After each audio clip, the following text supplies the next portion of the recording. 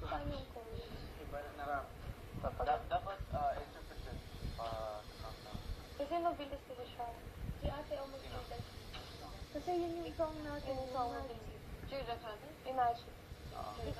Diba yung part ng chorus, magic, ching-ching na.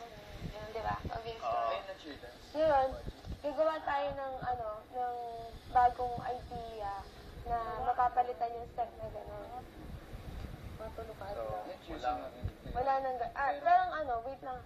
Parang meron pa rin imi-mix natin, meron pa rin gano'n, pero paano gagawa ng step na, paano mapapalitan yung idea na may ganun yung mga magiging moves, pero lalabas yung pagka-Pilipino.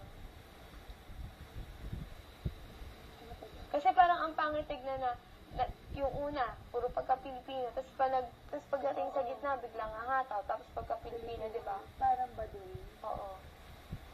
Sa mula na. Nakuha ko na isang time. Talaga?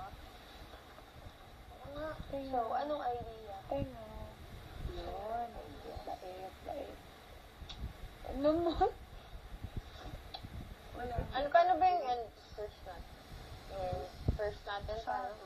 Ang first, yung interpretative. Tapos, gagawa... Yung partner-partner. Yung partner-partner, kasali pa din. Tingnan mo ako. Di ba may ganun naman? Ano? Yung Tanggal.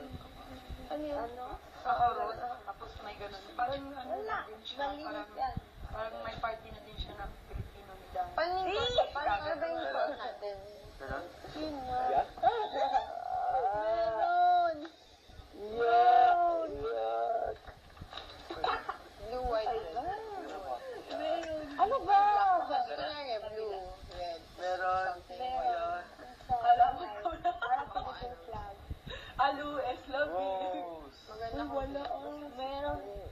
Meron tao.